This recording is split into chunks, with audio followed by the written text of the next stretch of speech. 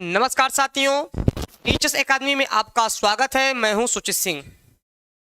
जैसा कि आपके लिए एक बहुत बड़ी खबर है कि आप लगातार कह रहे थे सर 6 to 8 का बैच आप कब प्रारंभ करेंगे बीपीएससी टीआरई 4 के लिए। तो मैंने कहा जल्द ही यह आपका बैच अनाउंस होगा। थोड़ी सी व्यस्तता ज़्यादा थी, बहुत सारे क्लास रहते हैं आपको पता है, लेकिन आज से आपका बीपीएससी टीआरई 4 की क्लास पर डे 3 बजे चलेगी। कितने बजे? 3 बजे आपकी यह क्लास पर डे चलेगी। 6 to 8 में आपको पता है अगर किसी में सबसे ज़्यादा फाइट है, सबसे ज़्यादा कंपटीशन है, हाई मेरिट जाती है, तो वह आपका 6 to 8 का है। किसका है? 6 to 8 का है। इसके पहले आपने देखा होगा टीआरई 1, टीआरई 2 और टीआरई 3 का रिजल्ट आया, बहुत बच्चे सफल हुए। तो मैंने इसके सिलेबस पे पूरा चर्चा किया हुआ है। इसका सिलेबस क्या है, 6 to 8 का फॉर्म कौन कौन भर सकता है, तमाम चीज़ों पे हमने चर्चा किया हुआ है। तो मैं 2 मिनट और चाहूँगा कि चर्चा कर दूं कि कौन कौन भर सकता है। सबसे पहले आपका ग्रेजुएशन होना चाहिए, ग्रेजुएशन के साथ आपका बीएड होना चाहिए, बीएड या डीएड होना चाहिए। उसके साथ ही आपका सीटेट होना चाहिए, सीटेट होना अनिवार्य है। जो 6 to 8 का सीटेट है, 6 to 8 का सीटेट है, उसका होना अनिवार्य है। ये आपके पास है तो आप टीआरई 4 के लिए अवेलेबल हो। और एक बहुत अच्छी खबर ये है, बहुत अच्छी खबर कि 14 दिसंबर को आपका सीटेट का पेपर है।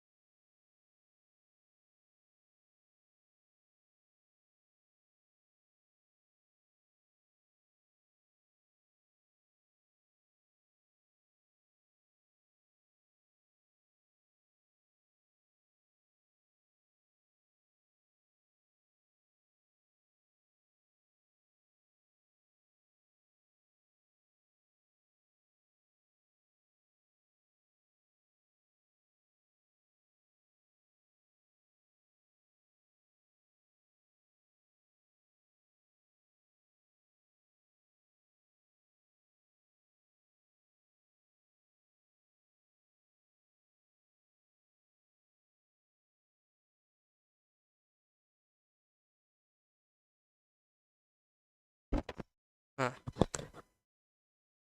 तो यहां पर हम देखेंगे कि प्रैक्टिस नंबर 1 देखेंगे। अब से पर डे आपको यह क्लास 3 बजे मिलेगी। 3 बजे क्लास यह मिलेगी, 3 बजे हमारी यह क्लास चलेगी। ठीक, आपको कोई भी जानकारी चाहिए 96 28 95 92 37 83 18 48 92 91। ठीक, तो हम लोग अब देखिए दिक्कत क्या होती है 6 to 8 में। दिक्कत इस बात की होती है कि वहाँ का एनसीईआरटी और एससीईआरटी बुक चलती है। उस बुक से लगभग 15 से 20 प्रश्न आते हैं जो कि आपको ढूंढ के पढ़ना कठिन काम है। इसीलिए आप जब मेरे साथ जुड़ेंगे तो आपको सारी चीज़ें यहीं मिल जाएंगी, कहीं और पढ़ने की आवश्यकता नहीं है, ना सर्च करने की आवश्यकता है। Practice, live classes, PDF, notes, सारी चीज़ें यहाँ पे हम कराएंगे। ठीक, तो चलिए अब शुरुआत करते हैं अपने क्वेश्चन की। ये बीपीएससी टीआरई 4 का है। मेरा नाम सुचित सर है, जो आपसे आपको हिंदी हम पढ़ाएंगे। पर डे प्रैक्टिस चलेगी, आप लगातार प्रैक्टिस में जुड़े रहिए तथा अपना आकलन करिए कि भाई हम कितनी हमारी तैयारी करनी बाकी है या कितनी मेरी तैयारी हो चुकी है। तो चलिए अब फटाफट हम बातें हैं क्वेश्चन पे। तो चलिए क्वेश्चन पे आते हैं, तो आप लोग भी जवाब दीजिएगा, क्योंकि आप लोग जब तक जवाब नहीं देंगे मजा नहीं आएगा। तो यहाँ पर अगर हम चर्चा करें कि लिंग की दृष्टि से एक वाक्य शुद्ध है, यहाँ पे वाक्य शुद्ध पूछा है। क्या पूछा है? शुद्ध वाक्य पूछा है। तो आपको जवाब देना है। हम बात करें, चाय फीका है, दही खट्टा है, चांदी सोने से कम महंगा है, मिश्री मीठा है। 4 विकल्प है, आपको बताना है कि क्या इसका आंसर होगा। तो आंसर बताना है, फटाफट जुड़ जाइए जो लोग तैयारी करना चाह रहे हैं।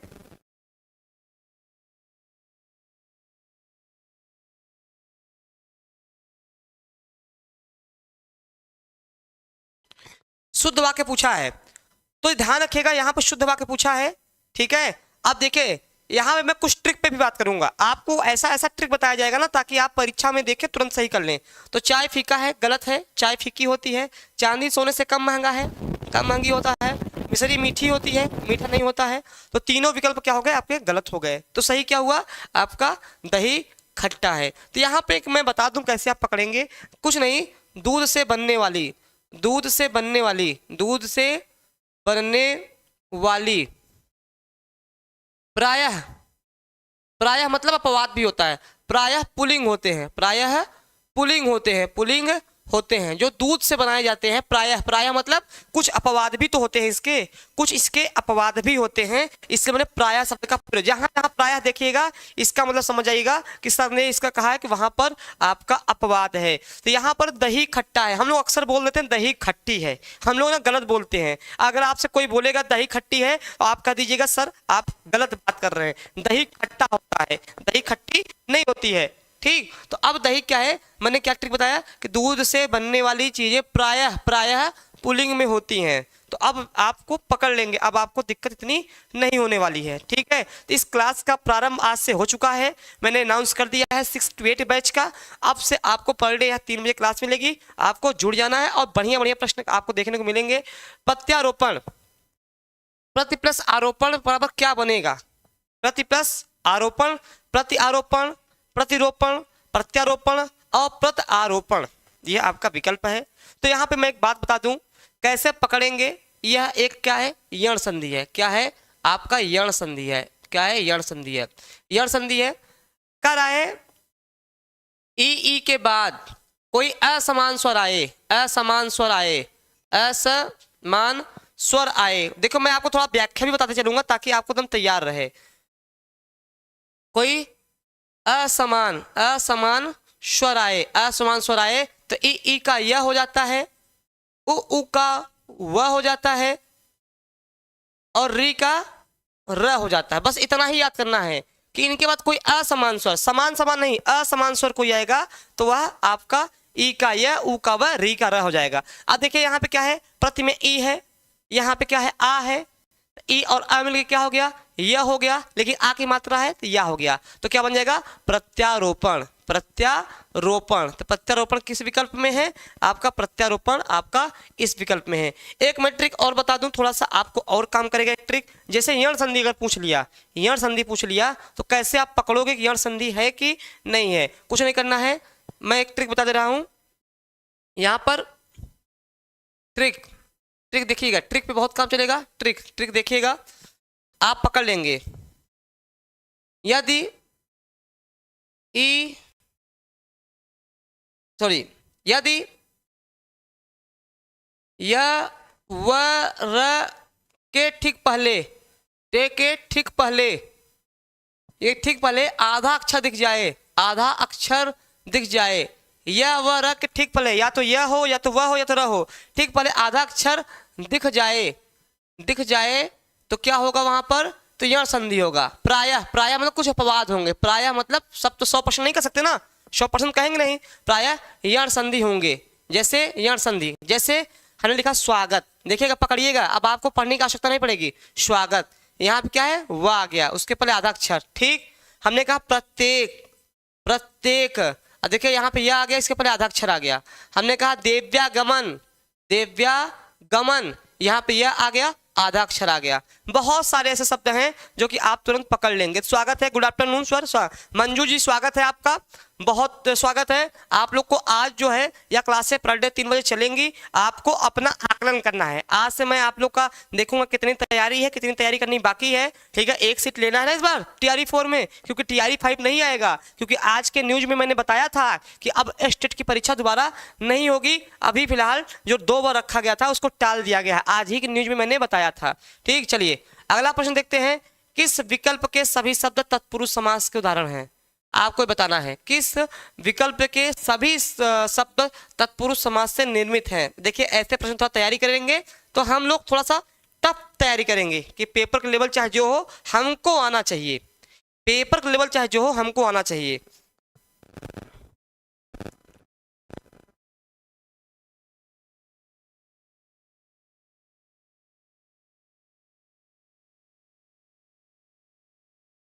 आप लोग उत्तर देते रहिए, उत्तर देते रहिए। अब देखिए यहां देखेंगे कौन कौन सा विकल्प सभी में शब्द तत्पुरुष पूछा है। एक गृहस्थ है, ये भी तत्पुरुष है। हरफन मौला है, ये भी तत्पुरुष है। और कपरछन है, ये भी तत्पुरुष है। ठीक है, इस आधार पे विकल्प आपका बी हो गया। लेकिन अगर एक प्रश्न और बन जाए कि गृहस्थ में कौन सा तत्पुरुष है, हफर मौला में कौन सा तत्पुरुष है, ठीक है, संगीता स्वागत है, और कपरछन में कौन सा तत्पुरुष है, तो ये अगर आपसे पूछ लिया जाए तो आप क्या बताएंगे? ठीक, आप क्या बताएंगे? तो यहाँ पे हम लोग पूछा जाएगा तो गृहस्थ में गृह में स्थित, गृहस्थ में क्या होगा? गृह में स्थित, गृह में स्थित, गृह में स्थित। अगर में पे पर आ गया तो अधिकरण हो जाएगा। क्या हो जाएगा? अधिकरण तत्पुरुष, अधिकरण तत्पुरुष। ठीक, आपको ये भी जानकारी होनी चाहिए कि किसमें क्या है। और हफर मौला में, हफरन में मौला, हरफन में मौला, हरफन में मौला, यहाँ पे में आ गया तो ये भी आपका क्या हो जाएगा? अधिकरण हो जाएगा, अधिकरण हो जाएगा। और तीसरा क्या है? कपरछन, तीसरा क्या है? कपरछन है। तो कपरछन में क्या हो जाएगा? कपड़ा से छाना हुआ, कपड़ा से छाना हुआ, कपड़ा से छाना हुआ। देखिए कपड़ा से छाना हुआ यहाँ पे सिर्फ जुड़ाव के लिए है, अलग नहीं हो रहा है। अगर अलगाव होता तो आपका अपादान हो जाता, लेकिन जुड़ाव है तो करण तत्पुरुष है। क्या है? करण तत्पुरुष है। तो हमने क्या किया? एक क्वेश्चन से कई सारे क्वेश्चन तैयार कर लिए। तो यहाँ पे देखिए कुछ भी बन सकता है। अच्छा ये बताइए, यहाँ पे हाथ हाथ में कौन सा समास है? आप बता सकते हैं हाथ हाथ में कौन सा समास है? हाथ हाथ, हाथ हाथ में समास, हाथ हाथ में समास कौन सा समास है? कोई बता सकता है? आप लोग जो भी देख रहे हैं, हाथ और हाथ में कौन सा समास है? तब तक आप उत्तर देते रहिए, मैं अगले क्वेश्चन की ओर बढ़ रहा हूं। ठीक, हाथ हाथ में, हाथ हाथ में कौन सा समास है?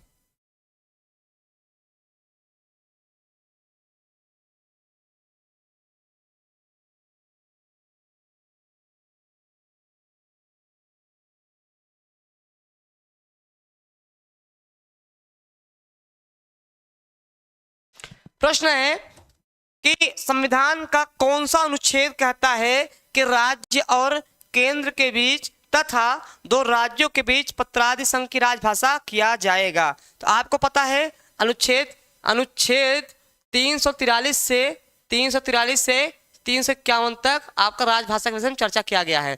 343 में कहा गया है कि जो हमारी लिपि देवनागरी होगी और जो राजभाषा होगी वह आपकी राजभाषा होगी वह हिंदी होगी। ठीक, 343, 344, 345, 346, 347, 48, 49, 50 और 51। तो 2-3 ऐसे हैं जो बहुत बार पूछे गए हैं। ठीक है, तो आपको सब पढ़ना है।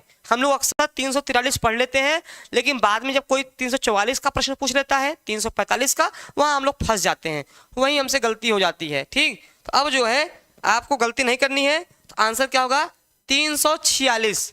346 अनुच्छेद क्या कहता है कि संविधान का कौन सा अनुच्छेद कहता है कि राज्य और केंद्र, राज्य और केंद्र के बीच, दो राज्यों के बीच, मतलब दो स्थितियां हैं, एक तो केंद्र और राज्य या राज्य और राज्य के बीच जो पत्रादि का संबंध होता है, पत्रादि का संबंध होता है, वह किस अनुच्छेद के तहत है? तो 346, याद रखिएगा, 346 अनुच्छेद के तहत है। क्लियर हो गया?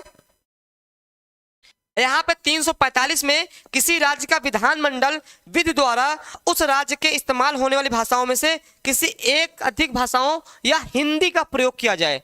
ठीक, चलिए 351 में क्या है? राजभाषा का प्रचार प्रसार, राजभाषा का प्रचार प्रसार के विषय में कहा गया है, राजभाषा का प्रचार प्रसार के विषय में कहा गया है। अगला प्रश्न देखते हैं। अगला प्रश्न क्या है कि जूतियों में दाल बांटना मुहावरे का अर्थ क्या है? जूतियों में दाल बांटना मुहावरे का अर्थ क्या है? दुखी होना, अपमान करना, चापलूसी करना और लड़ाई झगड़ा हो जाना। ठीक, आप लोग प्लीज उत्तर भी दीजिए, सुन तो रहे लेकिन उत्तर भी दीजिए।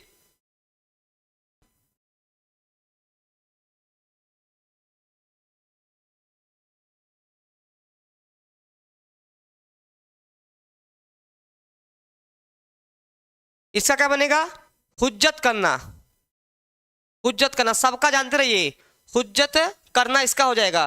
फिर क्या बनेगा, चापलूसी करना, अंगूठा चूपना, अंगूठा चूसना, चापलूसी करना, अंगूठा चूसना, अंगूठा चूसना। आप लोग भी जवाब देते रहिए।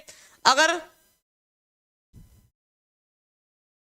तो ये पूछा जूतियों में दाल बांट करना, लड़ाई झगड़ा हो जाना, आंसर क्या हो जाएगा, लड़ाई झगड़ा हो जाना, आंसर आपका डी हो जाएगा। अगर ये आंसर पूछा जाए तो आपका ये आंसर डी हो जाएगा। ठीक, दुखी होना, अपमान करना, चापलूसी करना, लड़ाई झगड़ा करना।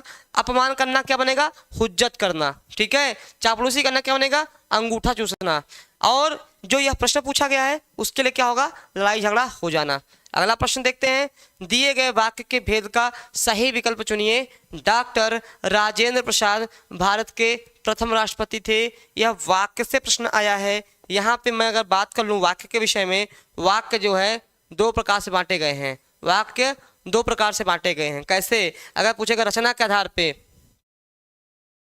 रचना के आधार पर, रचना के आधार पर तो यह आपके तीन प्रकार के होते हैं, सरल, संयुक्त और मिश्र। लेकिन जब पूछेगा अर्थ के आधार पे, अर्थ के आधार पर वाक्य के भेद, अर्थ के आधार पर तो 8 प्रकार के होते हैं। ये भी प्रश्न पूछ लेगा। तो ये अर्थ के आधार पे हैं। ये क्या है, अर्थ के आधार पे आपका ये रखा गया है। संकेतवाचक, निषेधवाचक, विधानवाचक और संदेहवाचक। तो मैं आपको बहुत बेसिक बता दूं, जब हम किसी चीज की सूचना या जानकारी देते हैं तो वह जो है आपके विधानवाचक में आता है। विधान मतलब क्या होता है, जानकारी या सूचना देना, जानकारी या सूचना देना, या आपका विधानवाचक के अंतर्गत आता है। ध्यान रखिएगा, विधानवाचक के अंतर्गत क्या आता है, या किसी चीज की जानकारी देना या सूचना देना, आपका यह आएगा विधानवाचक। तो यहाँ पे क्या है, डॉक्टर राजेंद्र प्रसाद भारत के प्रथम राष्ट्रपति थे। तो यह मैं जानकारी दे रहा हूँ, यह मैं क्या कर रहा हूँ, जानकारी दे रहा हूँ। जब भी जानकारी देने वाली बात आ जाए, ठीक है, या सूचना देने वाली बात आ जाए, वहां पर आपका विधानवाचक वाक्य होगा। ठीक, अब देखिए निषेध मतलब किसी चीज को मना कर देना। जहां पे आपका नहीं लग गया, नहीं लग गया, किसी चीज का निषेध किया जाए, मना किया जाए, वहां पर निषेधवाचक वाक्य हो जाता है। संकेत मतलब आप जब किसी को इशारा करते हैं, मैंने कहा मेरी गाड़ी उधर खड़ी है, तो यह मैं संकेत कर रहा हूं कि मेरी गाड़ी उधर खड़ी है। संदेह मतलब आप किसी में डाउट करते हैं। ठीक, चलिए अगला प्रश्न देखते हैं।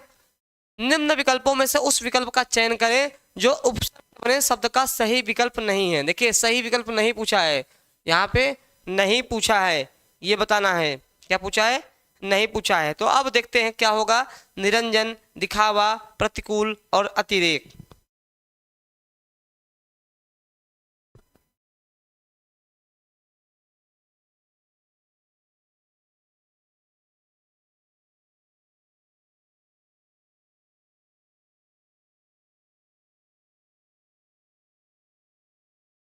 अब देखिए कैसे करेंगे, यहाँ पे कुछ नहीं करेंगे। यहाँ पे निर उपसर्ग लगा हुआ है, निर लगा है, प्रति लगा है, अति लगा है, लेकिन इस विकल्प में कोई भी नहीं लगा है। इस विकल्प में कुछ भी नहीं लगा है। दिखावा में कोई आवा प्रत्यय है, आवा प्रत्यय है, आवा प्रत्यय है। यहाँ पे प्रत्यय लगा हुआ है, प्रत्यय लगा है, लेकिन कोई उपसर्ग नहीं लगा है। अब उपसर्ग का कॉन्सेप्ट क्या होता है, जो शब्दांश के पहले लगते हैं, जो शब्दांश के पहले लगते हैं, जो शब्दांश के पहले लगते हैं, शब्दांश के पहले लगते हैं, उन्हें क्या कहते हैं, उपसर्ग कहते हैं। इनकी संख्या 22 होती है, संस्कृत के अनुसार 22 होती है। परीक्षा में ही आपका पूछा भी जाएगा। चलिए अगला प्रश्न देखते हैं। अगला प्रश्न देखेंगे, निम्न विकल्पों में से उस विकल्प का चयन कीजिए जो भाववाचक संज्ञा का सही विकल्प नहीं है। देखिए ये प्रश्न मैं ज़्यादा रखता हूँ क्योंकि नहीं वाले प्रश्न हमेशा आपके गलत हो जाते हैं। एग्जाम का प्रेशर, जब बैठते हैं हम ध्यान नहीं देते हैं, प्रश्न को पढ़ते नहीं हैं और यह प्रायः गलत हो जाता है। तो हमें प्रश्न को सबसे पहले क्या होगा, अच्छे से पढ़ना होगा, 1 से 2 बार पढ़ना होगा कि प्रश्न पूछ क्या रहा है। तो यहाँ पर भाववाचक संज्ञा का सही विकल्प नहीं है। अध्यापन, भ्राता, डकैती, शत्रुता। देखिए शत्रु प्लस ता, इसमें जिसमें प्रत्यय लग जाए, प्रत्यय लग गया तो उपसर्ग भाववाचक में बदल गया। इसमें ता, ती, डकैती, इसमें अध्यापन, पन, ठीक सब में लगा हुआ है। लेकिन ये जो बी विकल्प है इसमें कोई आपका यह भाववाचक नहीं है, क्योंकि भाववाचक हमेशा किससे बनते हैं, आपके प्रत्यय से बनाए जाते हैं, प्रत्यय से बनाए जाते हैं। ठीक है, तो यहाँ पर आपका नहीं है, इसलिए बी विकल्प क्या हो जाएगा, आपका सही हो जाएगा। बाकी तीनों में लगा हुआ है, तीनों भाववाचक हैं, ये बी भाववाचक नहीं है। ठीक, आप लोग भी प्लीज उत्तर देते रहा करिए ताकि लगे हाँ आप भी एक्टिव मोड में हैं। एक्टिव मोड में वेद ध्वनियाँ जिनके उच्चारण में स्वर तंत्रियों के निकट आ जाने से उनके बीच निकलती हवा से उनमें कंपन होता है। देखिए प्रश्न बहुत सरल है, प्रश्न क्या है, बहुत सरल है, लेकिन जो पूछने का तरीका है थोड़ा सा ऐसा रखा है कि लग रहा है प्रश्न कठिन है। कुछ भी कठिन नहीं है। हम अगर नॉर्मल तरीके से इसको समझें, हमने कहा जिसको बोलते समय गले में कंपन हो, जिसको बोलते समय गले में कंपन ना हो, कंपन होगा सघोष, कंपन नहीं होगा अघोष, तो यहाँ पे क्या हो जाएगा, घोष ध्वनि हो जाएगा। क्या हो जाएगा, घोष ध्वनि हो जाएगा। घोष को हम सघोष भी कहते हैं, घोष को क्या बोलते हैं, सघोष भी बोलते हैं। ठीक, तो आपका ये हो जाएगा स्वघोष घोष दोनों हो जाएगा। और देखिए इसमें क्या क्या आते हैं, तीसरा चौथा पांचवा वर्ग। ठीक है, पहला दूसरा तो आपका घोष में चला जाता है, तथा सारे स्वर स से सघोष, स से स्वघोष, स से सघोष, स से स्वर। कई बार पूछा है कि स्वर किस में आते हैं, सघोष में कि या घोष में, तो कहेंगे सर स्वर जो हैं वह सघोष या घोष में आपके आते हैं। इतना क्लियर हो गया। अब देखते हैं, ठीक, चलिए निम्नलिखित में से स्पर्श संघर्षी महाप्राण व्यंजन है। यहाँ पे देखिए थोड़ा सा दिमाग लगाने की बात है, प्रश्न बहुत नॉर्मल है, लेकिन चूंकि स्पर्श संघर्षी पूछ लिया है। ठीक है, देखिए एक होता है स्पर्शी व्यंजन, एक होता है स्पर्शी व्यंजन, स्पर्शी व्यंजन, एक होता है स्पर्श संघर्षी, स्पर्श संघर्षी, एक होता है ऊष्म संघर्षी, ऊष्म संघर्षी। देखो इतने नहीं पूछा है, स्पर्श संघर्षी महाप्राण जोड़ दिया है। देखिए प्रश्न को कितना टेक्निकल बना दिया है, सरल प्रश्न को भी टेक्निकल बना दिया है। अब देखिए महाप्राण क्या होता है, तीसरा दूसरा और चौथा वर्ण, दूसरा और चौथा वर्ण क्या होता है, आपका महाप्राण होता है। ठीक, अब देखिए च छ ज झ ये क्या आते हैं, आपके ये स्पर्श संघर्षी के अंतर्गत आते हैं। तो इसमें भी क्या करना है, महाप्राण चेक करना है। तो महाप्राण क्या हो गया, छ आ गया, तो आंसर क्या हो जाएगा आपका, छ निकल के आ गया। तो कितना सरल प्रश्न को कैसे बना दिया गया है आप लोग देख सकते हैं। सरल प्रश्न को भी कठिन बना दिया गया है, नॉर्मल प्रश्न को थोड़ा सा घुमा के पूछ लिया है। यही परीक्षा में जब हम बैठते हैं हमें लगता है कि प्रश्न कैसे पूछे जा रहे हैं, एक्चुअल में बहुत सिंपल होते हैं, साधारण होते हैं, बस पूछने का तरीका थोड़ा सा कैजुअल हो जाता है, इसी कारण से हमें लगता है कठिन प्रश्न है। तो ये बीपीएससी टीआरई 4 है, आप देख रहे हैं, और पर डे आपका यहाँ इसमें लाइव क्लासेज, रिकॉर्डेड क्लासेज और नोट्स, ठीक है, सारी चीज़ें आपको मिल जाएंगी, और लगातार 3 बजे क्लास चलेगी। ठीक, अब थोड़ा साहित्य पे प्रश्न देख लिया जाए। साहित्य पे क्या आपकी तैयारी है, ये तो व्याकरण से था, साहित्य और व्याकरण मिक्स रहेगा आपका। यहाँ पे पूछा है हिंदी साहित्य के इतिहास में आदिकाल के लिए आधार काल नाम किसने दिया है। तो आपको मित्रों पता होगा कि आदिकाल के नामकरण को लेके बहुत सारे विद्वानों का अपना अपना मत रहा है, लेकिन जो सर्वमान्य मत रहा है वह हजारी प्रसाद द्विवेदी का रहा है। किसका, हजारी प्रसाद द्विवेदी का रहा है। उन्होंने आदिकाल कहा है, क्या कहा है, आदिकाल कहा है, आदिकाल है जो कि सर्वमान्य है। ठीक, सब लोगों ने अपना अलग अलग नाम दिया है। जैसे मैं कुछ नाम की चर्चा कर लूं, रामचंद्र शुक्ल की, तब तक इसका आप उत्तर देते रहिए। रामचंद्र शुक्ल की बात करूं तो उन्होंने कहा वीर गाथा काल, क्या कहा, वीर गाथा काल। नाम का कार्डिंग पूछ लेता है, ठीक है, नाम का कार्डिंग पूछ लेता है। हजारी प्रसाद द्विवेदी हो गए। अगर मैं बात करूं महावीर प्रसाद द्विवेदी, महावीर प्रसाद द्विवेदी, इन्होंने क्या नाम दिया, इन्होंने कहा बीज वपन काल, बीज वपन काल दिया है। ठीक, विश्वनाथ की बात करूं, विश्वनाथ जो है, विश्वनाथ मिश्र जो है, इन्होंने कहा वीर काल कहा है, क्या कहा है, वी से विश्वनाथ, वी से वीर काल। तो सबका देखिए अलग अलग नामकरण है बहुत। और मैं बात करूं गियर्सन की, उन्होंने चारण काल कहा है। मैं रामचंद्र शुक्ल की बात करूं, सिद्ध एवं चारण काल कहा है। तो कई विद्वानों का अलग अलग मत है। यहाँ पे आधार काल किसने कहा है, आधार काल किसने कहा है, ये बताना है आपको। ठीक, आधार काल किसने कहा है।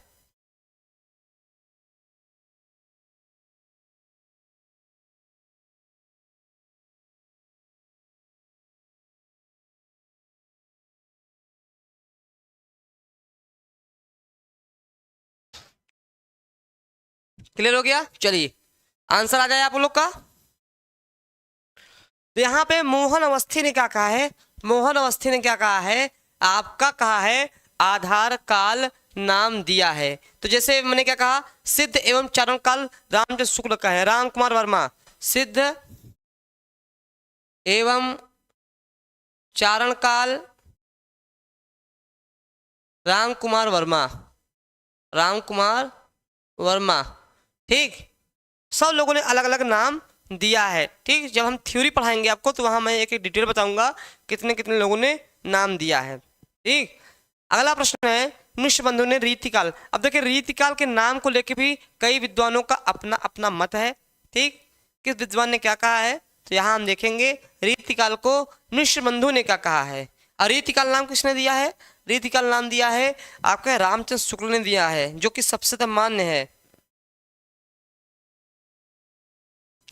तो क्या नाम दिया है, अलंकृत काल कहा है। क्या कहा है, अलंकृत काल कहा है। और रीतिकाल किसने नाम दिया है, रीतिकाल ये रामचंद्र शुक्ल ने कहा है, रामचंद्र शुक्ल ने कहा, जो सर्वमान्य है, जो सर्वमान्य है, सर्वमान्य है, सर्वमान्य है। ये भी आप जानते रहिएगा। ठीक है, ये भी आप जानते रहिएगा। उसके साथ साथ थोड़ा और जान लीजिए कि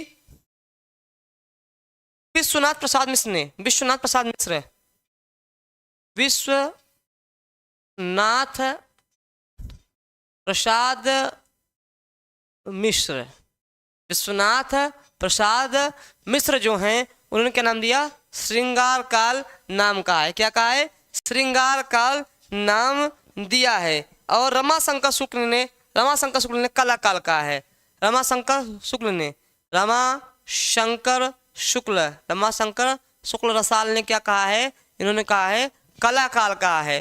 तो यहाँ पे हमने क्या देखा, सबके जो नामकरण है हमने बता दिया। रामचंद्र शुक्ल ने रीतिकाल कहा है, जो सर्वमान्य है। नृषबंधु ने रीतिकाल को क्या नाम दिया, अलंकृत काल कहा है। ठीक, कला काल किसने कहा है, रमाशंकर शुक्ल रसाल ने कहा है। ठीक, चलिए डॉक्टर राम कुमार वर्मा ने अपने इतिहास ग्रंथ हिंदी साहित्य का आलोचनात्मक इतिहास में, अब देखिए यहाँ पे दो प्रश्न देखने पड़ेंगे। इनकी रचना का, इनका इतिहास का नाम क्या है, हिंदी साहित्य का आलोचनात्मक इतिहास, 1938 में लिखा था, 1938 ईस्वी में इन्होंने लिखा था। ठीक है, आलोचनात्मक इतिहास। और इन्होंने क्या किया था, किसको क्या माना था, पहला कवि किसको माना। देखिए आदिकाल में दो चीजें बड़ी चलती हैं, एक तो पहला कवि किस विद्वान ने माना है, पहली रचना कौन से विद्वान ने माना है, और नामकरण।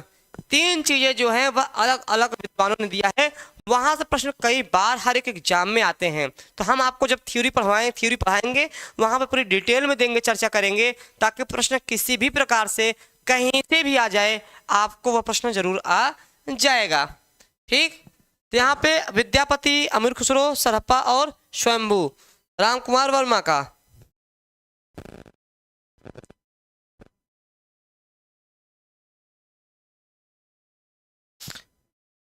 तो इसको राहुल साकृत्यायन मानते हैं, राहुल साकृत्यायन, साकृत्यायन किसको मानते हैं, सरपा को, जो सर्वमान्य है, जो सर्वमान्य है, सर्वमान्य है। ठीक है, इस चीज का ध्यान रखिएगा। इसका आंसर जो होगा वह आपका डी होगा। स्वयंभू को पहला कवि ये मानते हैं, कौन, राम कुमार वर्मा। इनकी एक इतिहास का बुक नाम है हिंदी साहित्य का आलोचनात्मक इतिहास।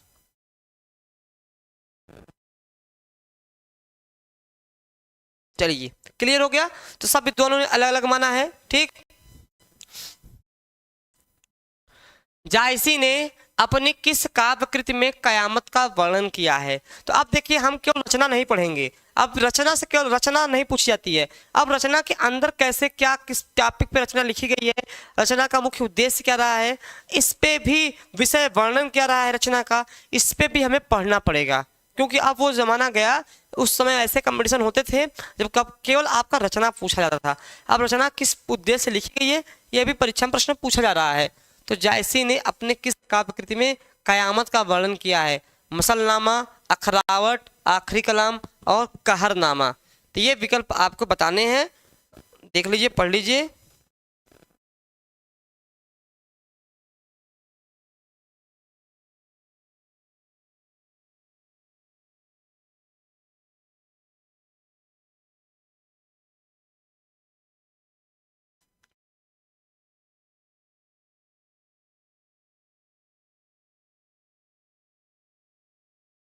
चलिए आगे आंसर देखिए, मैं एक एक में चर्चा कर लूँ, एक एक में मैं चर्चा करूंगा किस पे क्या लिखा गया ताकि आपको सब आता रहे। अगर इस प्रश्न की बात की जाए, यह प्रश्न का आंसर क्या होगा? सी होगा। आखिरी कलाम क्या होगा? आपका सी होगा। अखरावट में क्या है? वर्णमाला के एक एक अक्षर का वर्णन है। अखरावट में वर्णमाला के एक एक अक्षर का वर्णन किया गया है, मतलब वर्णन सिद्धांत संबंधी वर्णन किया गया है आपका। ये भी आप जानते रहिए, वर्णमाला के एक एक अक्षर का किया गया है। इसके साथ ही साथ कहरनामा में बात करेंगे तो आध्यात्मिक विवाह का वर्णन हुआ है। आध्यात्मिक विवाह का वर्णन हुआ है। आध्यात्मिक विवाह का वर्णन आपको देखने को मिलेगा कहरनामा से, ठीक है।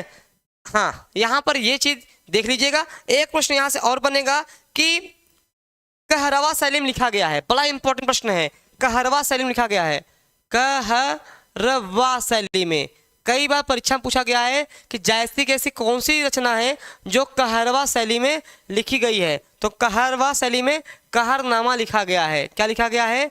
कहरनामा लिखा गया है। ये हमेशा याद रखिएगा, ठीक है। ये सूफी संप्रदाय के थे, भक्ति काल के कवि थे, ठीक।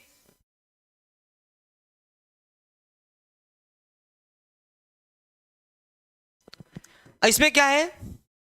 ईश्वर भक्ति का प्रेम निवेदन है, प्रेम निवेदन है। देखिए सबका मैंने बता दिया, हर एक जो चारों विकल्प थे, एक प्रश्न, दो प्रश्न, तीन प्रश्न, चार प्रश्न, आपके यहाँ से चार चार प्रश्न तैयार हो जा रहे हैं, ठीक है। चार चार प्रश्न तैयार हो जा रहे हैं। ऐसा विकल्प दो कि 3 से 4 प्रश्न आपके तैयार हो जाएं। मसलनामा में ईश्वर भक्ति का प्रेम निवेदन है।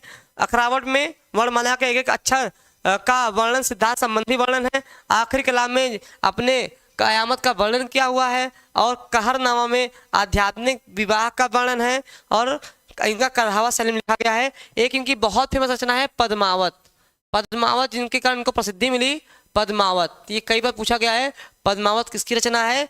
इनकी मलिक मोहम्मद जायसी की है। यहाँ पर आप ये हम समझेंगे। हिंदी में स्वच्छंदता शब्द का प्रयोग सर्वप्रथम किसने किया था? देखेंगे हम लोग, हिंदी में स्वच्छंदता शब्द का सर्वप्रथम प्रयोग किसने किया?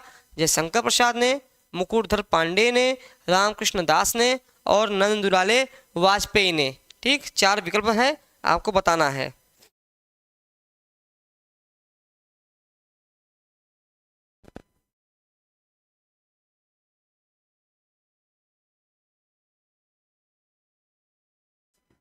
चलिए इसका आंसर क्या होगा? मुकुटधर पांडे। क्या होगा? मुकुटधर पांडे। यहां से एक प्रश्न और बनेगा कि रामचंद्र शुक्ल जो है, रामचंद्र शुक्ल छायावाद का प्रवर्तक मानते हैं। अगर आपसे परीक्षा में प्रश्न पूछ ले, कई बार पूछा गया है कि रामचंद्र शुक्ल के अनुसार छायावाद का प्रवर्तक कौन है, तो क्या जवाब देंगे? मुकुटधर पांडे। या मुकुटधर पांडे को छायावाद का प्रवर्तक किस विद्वान ने माना है? देखिए एक ही प्रश्न को दोनों प्रकार से पूछा गया है, ठीक, तो रामचंद्र शुक्ल ने माना है। क्लियर हो गया। चलिए अब आगे बढ़ते हैं। एकांतवास योगी, एकांतवासी योगी के रचयिता कौन है? श्रीधर पाठक, हरिऔध, महावीर प्रसाद द्विवेदी और मैथिली शरण गुप्त।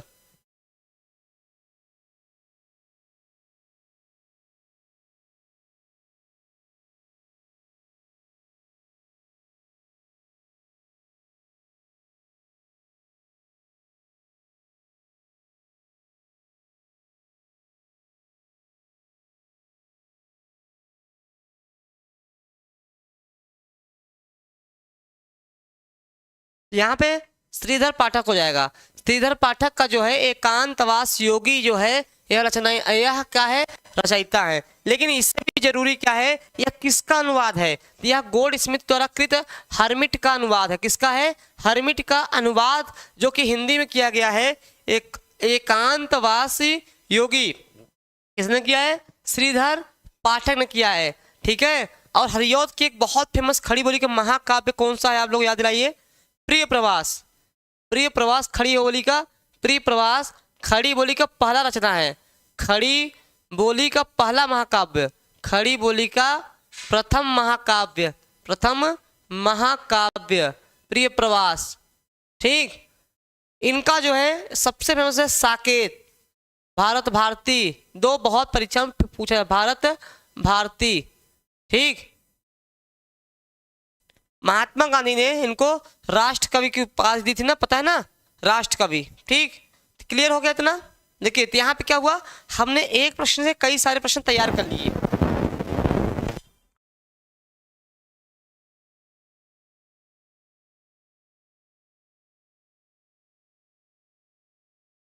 इसकी रचना शैली में लावनी, लावनी या ख्याली शैली में शैली का प्रयोग किया है। शैली का प्रयोग किया है किसमें? आपके इसमें किया है। एकांतवास योगी जो है आपका लावनी या ख्याली शैली में प्रयोग किया गया है। अब देखिए सब प्रश्न थोड़ा सा कठिन है, प्रश्न थोड़ा सा क्या है? कठिन है। लेकिन आपको मेरा ख्याल है इतना डीपली नॉलेज होना चाहिए कि आप भले 68 की तैयारी कर रहे हैं, लेकिन आपका तैयारी 9-10 लेवल 11-12 का जो आपका बीपीएससी है उस लेवल की तैयारी मैं कराऊंगा, ताकि आपका प्रश्न कितना भी कठिन हो जाए तो लगेगा हाँ सुचित सर ने यह मुझे पढ़ाया है, मुझे आ रहा है। ठीक। तो चलिए अब आपका ये प्रश्न, अगला प्रश्न देखते हैं। तो मैंने बता दिया इनका। अगला प्रश्न है, प्रकृति का सुकुमार कवि किसे कहा जाता है? प्रकृति का सुकुमार राजकुमार, सुकुमार कवि सुकुमार राजकुमार।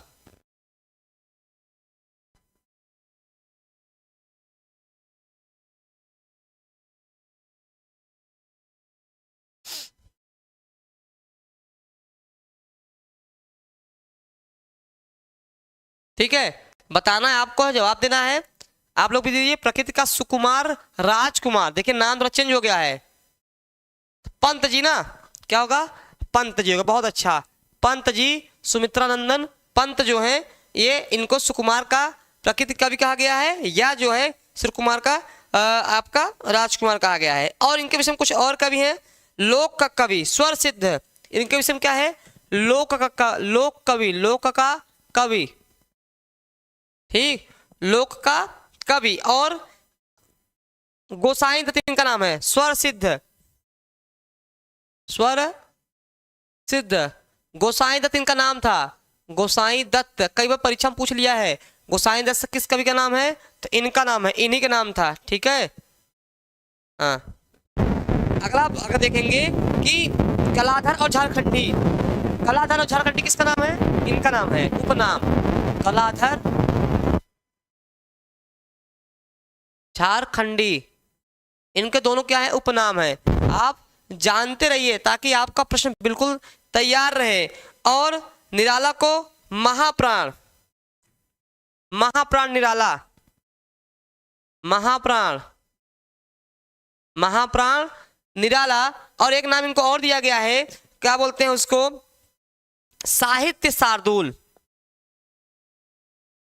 साहित्य शार्दूल, साहित्य शार्दूल, ये भी इनके नाम है। ठीक है। अगर बच्चन सिंह बात करें, बच्चन मतलब अमिताभ बच्चन मत लगा देना, बच्चन मतलब इनके पिताजी हरिवंश राय बच्चन, जनता के बीच का कवि, जनता के बीच का कवि। मधुशाला इनकी वो जनता के बीच का कवि, जनता के बीच का कवि। इनकी एक बहुत फेमस आत्मकथा है, क्या भूलूं क्या याद करूं, बहुत फेमस इनकी क्या है आत्मकथा है, मधुबाला, मधुशाला, मधुकलश, ठीक है। तो मधुशाला इनकी बहुत फेमस है, ठीक। तो बच्चन सिंह जो जनता के बीच का कवि इनको कहा गया है। तो ये सबके उपनाम हैं, किसी का भी पूछ लेगा तो आपको आना चाहिए। तो उम्मीद है कि आप इसको स्क्रीनशॉट भी लेते रहिए।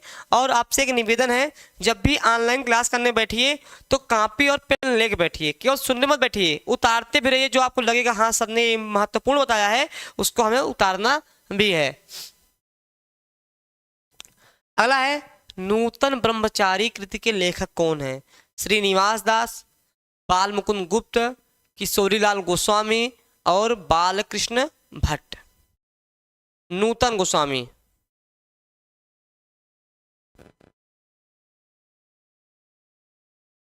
नूतन ब्रह्मचारी पूछा है।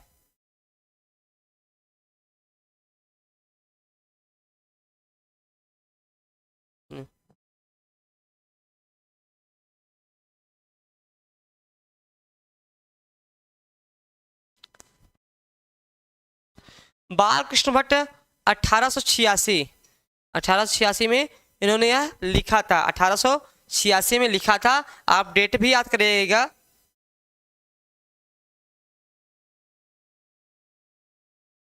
एक इनका और है रहस्य कथा, एक अजान, इनका एक और है रहस्य कथा, रहस्य कथा, रहस्य कथा जो है ये भी याद करिएगा। रहस्य कथा किसकी है? रहस्य कथा बालकृष्ण भट्ट की 1879 में था। और नूतन एक अजान सौ सुजान, एक अजान सौ सुजान, एक अजान सौ सुजान। तो यहाँ पे क्या हो जाएगा? नूतन ब्रह्मचारी, रहस्य कथा, एक अजान सौ सुजान, यह किसकी है? यह तीनों इन्हीं की है, ठीक है, बालकृष्ण भट्ट की है। और कब लिखा गया? 1879 में और 1892 में। सन देखें 1879 ईस्वी में, और यह कब लिखा गया? 1892 ईस्वी में लिखा गया। तो यहाँ पे हम तीनों जना पढ़ेंगे, तीनों को आप याद रखे रहिएगा कि एक अजान सौ सुजान, नूतन ब्रह्मचारी और रहस्य कथा कई बार पूछा गया है। और परीक्षा गुरु सर्वप्रथम उपन्यास है ये, परीक्षा गुरु, परीक्षा गुरु ये कई बार परीक्षा में पूछा गया। परीक्षा गुरु सर्वप्रथम उपन्यास माना जाता है। लेखक कौन है? लाला श्रीनिवास दास, ठीक है, लाला श्रीनिवास दास का परीक्षा गुरु हो जाएगा। चलिए अब आगे बढ़ते हैं अगले प्रश्न की ओर। अगला प्रश्न क्या कहता है? लालटेन की छत के लेखक कौन है? लालटेन की छत के लेखक कौन है आपको बताना है।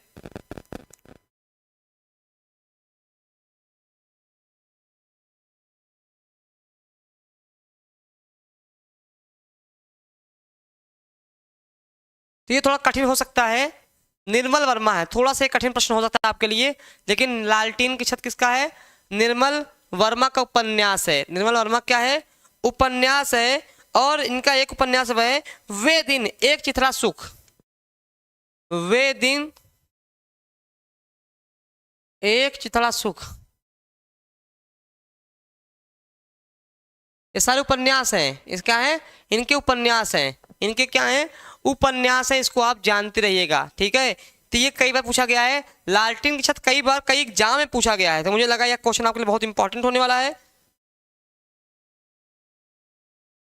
चलिए आगे बढ़ते हैं, क्योंकि एक एक व्याख्या करेंगे बहुत टाइम लग जाएगा।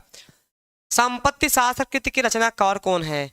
जैनेन्द्र कुमार, माखनलाल चतुर्वेदी, भगवती चरण वर्मा और महावीर प्रसाद द्विवेदी। तो एक ऐसा इंसान जिसके नाम पे एक युग रखा गया, एक ऐसा इंसान जिसने व्याकरण सम्मत रचना करवाना शुरू किया, एक ऐसा इंसान जिसने ब्रज भाषा को हटा करके काव्य को भी ब्रज खड़ी बोली के रूप में स्थापित किया तथा अपने जो उनके साथ के थे उनको भी खड़ी बोली में लिखने को प्रेरित किया। इतने सारे मैंने हिंट दे दिए। उस इंसान का नाम क्या है? अब आपको पता चल गया होगा कि मैं किसकी बात कर रहा हूँ। तो आप कहेंगे सर बिल्कुल समझ गए, हम महावीर प्रसाद द्विवेदी की बात कर रहे हैं, जिन्होंने द्विवेदी युग जिनके नाम पे जाना जाता है, जो एक फेमस पत्रिका सरस्वती पत्रिका के संपादक थे, सरस्वती पत्रिका के संपादक थे। ठीक है, इनकी एक रचना क्या है? संपत्ति शास्त्र है। ठीक, संपत्ति शास्त्र है। और इन्होंने क्या किया? खड़ी बोली को लेकर बहुत सुधार किया, बहुत सुधार किया, व्याकरणिक सुधार किया। अभी भारतीय युग में अगर आप प्रवेश करेंगे वहां पे देखेंगे कि गद्य तो खड़ी बोली हो गई थी, लेकिन पद्य आज भी ब्रजभाषा के रूप में लिखी जा रही थी। इन्होंने क्या किया? सबसे बड़ा काम क्या किया कि खड़ी बोली में चाहे वह गद्य हो चाहे वह पद्य हो, दोनों को लिखने के लिए प्रेरित किया और व्याकरण सम्मत लिखने को प्रेरित किया। ठीक, समझ गए? चलिए, तो यहाँ पर महावीर प्रसाद द्विवेदी का क्या है? संपत्ति शास्त्र है, संपत्ति शास्त्र है।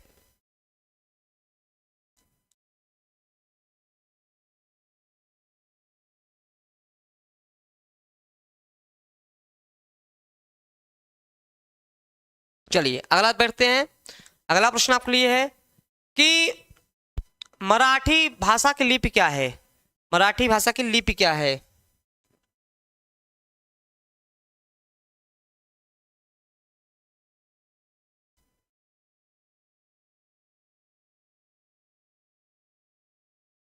तो क्या हो जाएगा? देवनागरी। क्या हो जाएगा? देवनागरी। अब देवनागरी में क्या क्या आते हैं? संस्कृत, हिंदी, नेपाली, मराठी, ये सब क्या है? ये सब आपके क्या हैं? ये आपके देवनागरी लिपि में बोले जाते हैं, देवनागरी लिपि में बोले जाते हैं। गुजरात की अपनी गुजराती है, गुजरात की गुजराती है ना, वो जो ऊपर सिरो रेखा नहीं होती है। लेकिन कई बार हम लोग हिंदी और संस्कृत जानते हैं, नेपाली और मराठी के विषय में नहीं जानते हैं। तो अब से याद रखिएगा कि नेपाली, मराठी, हिंदी और संस्कृत सभी की लिपि क्या है? लिपि जो है आपका देवनागरी है। लिपि मतलब सांकेतिक अक्षर को, सांकेतिक भाषा को, सांकेतिक भाषा को लिपि कहते हैं। सांकेतिक भाषा को क्या कहते हैं? लिपि कहते हैं। पहचान, लिपि का अर्थ होता है पहचान। ठीक, यह बाएं से दाएं लिखी जाती है, जो पढ़ी जाती है वही बोली जाती है। तो बहुत वैज्ञानिक लिपि है ये। ठीक, अगला प्रश्न है राजभाषा आयोग का गठन किसकी अध्यक्षता में किया गया? राजभाषा आयोग का गठन किसकी अध्यक्षता में किया गया, आपको यह बताना है। तो चलिए अगला प्रश्न देखते हैं कि यह जो है आपका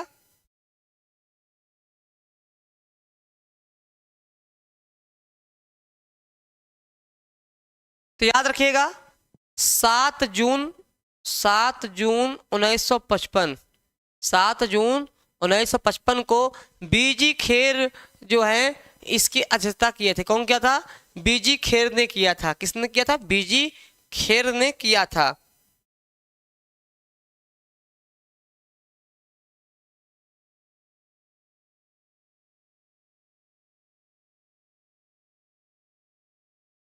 चलिए अगला प्रश्न है कि कौन सी भाषा मध्यकालीन आर्य भाषा नहीं है?